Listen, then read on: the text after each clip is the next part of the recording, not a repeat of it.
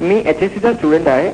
आता अपीअर्ड केली आणि माझी पुढे इच्छा असली बायोटेक्नॉलॉजी ही फील्ड आहे, याच्यामध्ये माझी खूप इच्छा आहे. मग इंडियामध्ये जे काही स्कोप आहे त्याचा मला आहे, त्याची मला आठवण आहे, पण पुढे बाहेर अब्रॉड मध्ये काय त्याचा स्कोप आहे आणि त्या शिक्षणाला किती खर्च होऊ शकतो.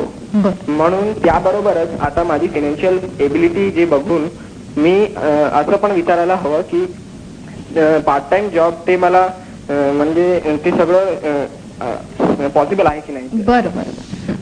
पहिलाच प्रश्न त्यांनी फार डिटेलमध्ये विचारलेला चांगला प्रश्न आहे. बायोटेक्नॉलॉजीसाठी आता फॉर एक्झाम्पल भारतामधल्या करिअर अपॉर्च्युनिटीज ह्या थोड्या लिमिटेड आहेत आणि ज्या काही आहेत त्यांच्यामध्ये पण इन्फ्रास्ट्रक्चर जे अवेलेबल आहे ते अतिशय मूलभूत अशा प्रकारचं आहे, फार ॲडव्हान्स्ड इन्फ्रास्ट्रक्चर अवेलेबल नाही आहे. तर बायोटेक्नॉलॉजी सारख्या विषयांसाठी तुम्ही परदेशात नक्की जाऊ शकता. अमेरिकेमध्ये जर तुम्ही बायोटेक्नॉलॉजीमध्ये बॅचलर्स केलं आणि जर तुम्ही ते चांगल्या युनिव्हर्सिटीमधनं केलं तर स्कॉलरशिप आणि पार्ट टाइम जॉब्स हे दोन्ही विचारात घेतल्यानंतर साधारणपणे 8 ते 10 लाख रुपये तुम्हाला 4 वर्षाचा खर्च येऊ शकतो. म्हणजे तसं पाहायला गेलं तर 2 लाखापर्यंत वर्षाला हा खर्च हा भारतीय शिक्षण पद्धतीनंतर सुद्धा काही फार मोठा असा नाहीये आणि एज्युकेशनल लोन्स अवेलेबल असल्यामुळे हा खर्च विद्यार्थी आणि त्यांचे पालक हे स्वतःच्या सेव्हिंगना अजिबात हात न लावता सुद्धा कंप्लीट करू शकतात.